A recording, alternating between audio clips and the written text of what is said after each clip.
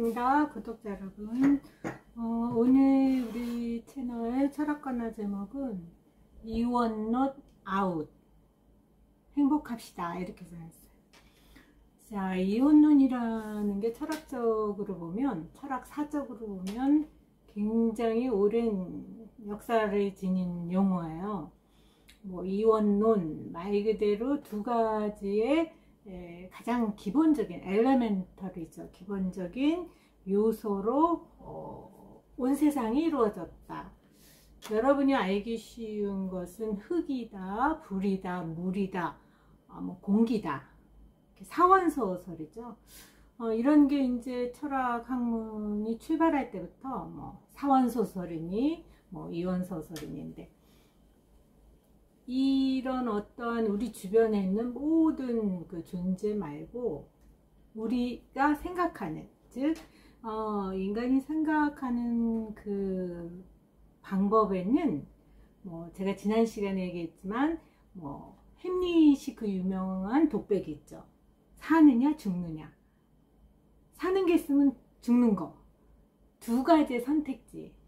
투웨이죠. 말하자면 지난 시간에는 패러독스. 그 길밖에 없나요? 아니죠. 우리는 제가 누누이 여러분한테 채널을 통해서 말씀드렸지만 과정, 프로세스. 우리는 지금 ing, 되어가고 있는 중이잖아요. 우리는 살아가고 있는 것이지, 우리는 지금 막 태어난 것도 아니고 막 죽을 것도 아니에요. 조금 이따 제가 이 영상 찍고 그러니까 우리가 산다는 것은 끊임없이 무언가를 향해서 흘러가는 강물처럼 되어가는 비커밍의 과정이란 말이에요. 나로 되어간다는 것, 고정된 나는 없고 나로 되어간다는 것은 뭐 아니면 도, 사느냐 죽느냐, 이런 온갖 이분법적인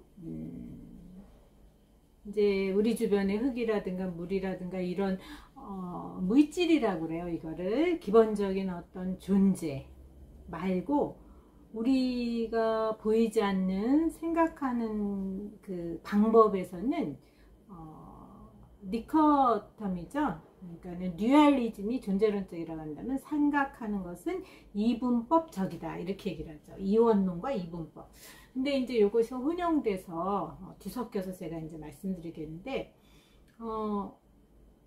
우리가 나라는 게 원래 있고 있어서 내가 아닌 게 있는 게 아니라는 거죠. 즉 나로서 되어간다는 거는 하루하루의 어떤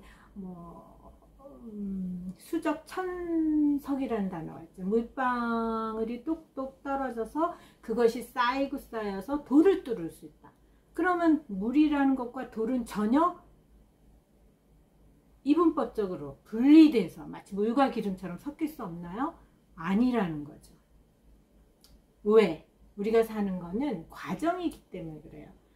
과정이라는 것을 들여다본다는 것은 굉장히 우리가 행복하게 한 번뿐인 삶이잖아요. 행복하게 살아가는데 아주 필수적이에요. 자, 이게 무슨 얘기냐? 우리가 이분법적으로 분리하면은 빈부 개념이 있죠. 자본주의 사회잖아요. 부자가 있으면 가난한 사람, 가난이 있고, 아름다움이 있으면 추함이 있고, 또 선한 사람이 있으면 악한 사람이 있고, 등등 해서 성공하면 또 실패한 사람이 있고, 행복한 사람이 있으면 불행한 사람이 있고, 우리는 이렇게 뭐든지 나누어서 생각하는 그런 습관에 젖어 있다라는 거죠. 왜? 마치 우리 삶이 어떠한 목표를 향해서 나아가고 있고 그 목표가 마치 삶의 종착지인 것처럼. 물론 마라톤이라든가 도쿄 육상 이제 시작하겠죠. 올림픽 때문에. 그럴 때는 골라인을 정해놓을 수밖에 없어요. 그거는 짧은 시간이죠. 그렇지만 우리 인생의 어느 삶도 죽음이 목표 지점이다. 이건 너무 허망하고 말이 안 되잖아요. 그러면 우리에게 있어서 목표는 무엇이냐? 오하운, 오늘 하루 운동은 아니지만 오하행, 오늘 하루 행복하자. 그래서 그 가운데 우리 삶의 그 과정의 프로세스를 들여다보면 이런 온갖 이분법들이 뒤섞여 있다는 거야. 아침에는 좀 꿀꿀해서 우울한 표정을 짓고 마음에 안 들어요. 그렇지만 낮에 또 에너제틱 활력을 얻고 또 식사하고 뭐 동료를 만나고 우리들의 기분이라든가 무드라고 그러죠. 감정 이런 것은 사실은 뒤섞여서 흘러가는 거죠. 과정이에요. 근데 그걸 딱 이분법으로 사고를 하려니까 우리가 디프레스하고 주저앉는 거죠. 나는 불행해. 한강에 가서 죽어야 되겠다. 그것은 정말 이분법의 극단이죠. 무슨 말이냐면 생이 있으면 사가 있다. 우리 구독자들께서는 그렇게 생각하지 않으셨으면 좋겠어요. 생이 있고 사가 있는 게 아니고 삶이 있고 죽음이 있는 게 아니고 우리에겐 뭐예요?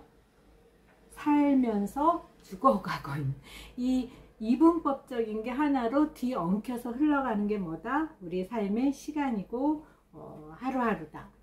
오늘 하루 즐거우기 위해서는 우리는 어때요?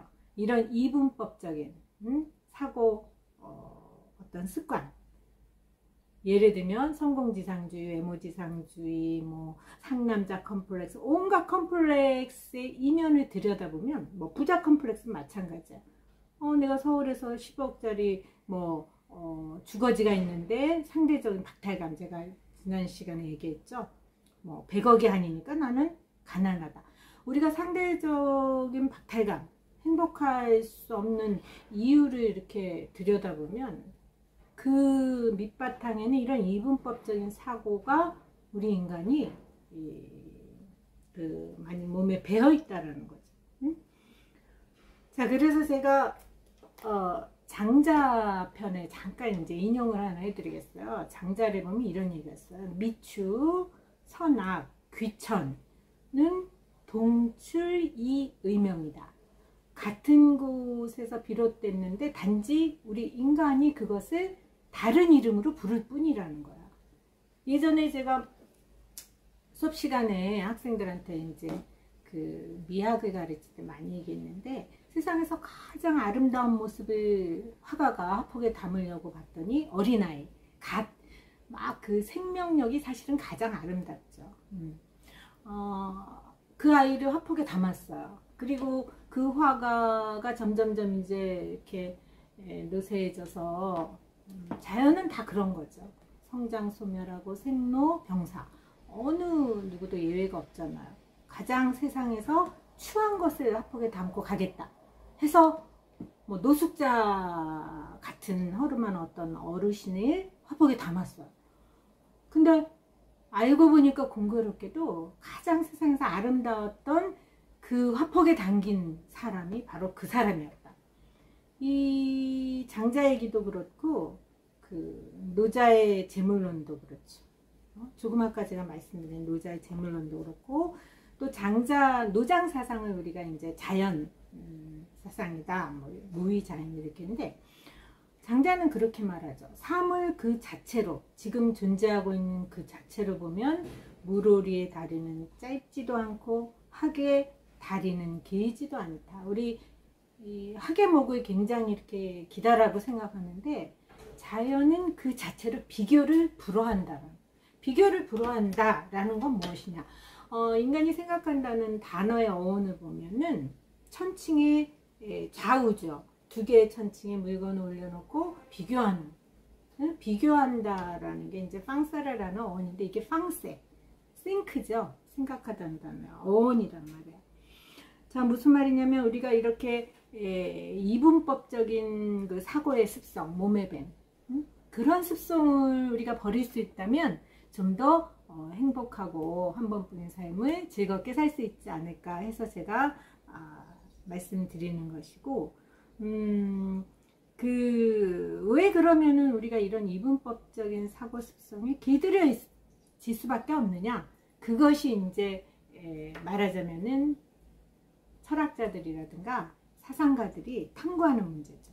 그래서 거긴 데카르트도 등장하고, 제가 지난 시간에 얘기한 제 전공이죠. 제가 전공 평생 하고 있는 앙리 베르그송이라는 분도 등장합니다. 해체주의니 뭐 포스트 모더니즘이 이제 이런 용어들이 등장하는데, 우리 구독자 여러분들한테는 뭐 그런 어떤 철학사적인 흐름 이런 게 궁금하시지는 않으실 것 같아요. 중요한 것은 철학이라는 것을 통해서, 철학 학문을 통해서 내가 좀 더 행복할 수 있다면 그 뭐 팁이면 팁, 노하우. 그래서 오늘 준비한 것은 이원론 아웃. 우리 인간에게 몸에 아주 고질적으로 뵐 수밖에 없는 이런 이분법.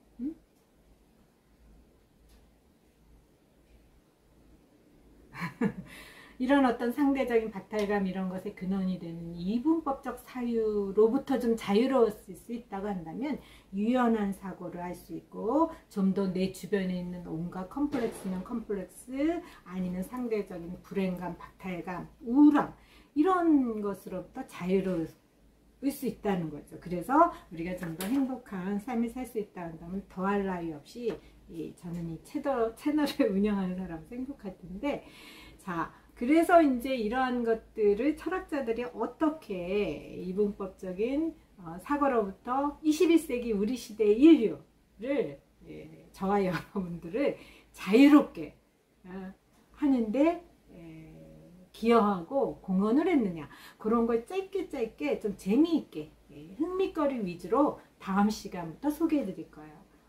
이제 첫 번째다가 데카르트도 있지만 데카르트는 조금 너무 연배가 위시고 20세기에 해체주의가 등장하는 전후를 준비한 장폴 사르트르 본질이 나한테 주어진 고정불변한 게 없다. 그것보다 실존 내가 살아가는 하루하루의 나의 선택과 기투면 기투라고 그래요. 철학 용어인데 여러분한테는 조금 이제 개념어라서 쉽게 얘기하면은 본질이 아닌 실존이 중요하다. 그래서 실존이 본질에 앞선다.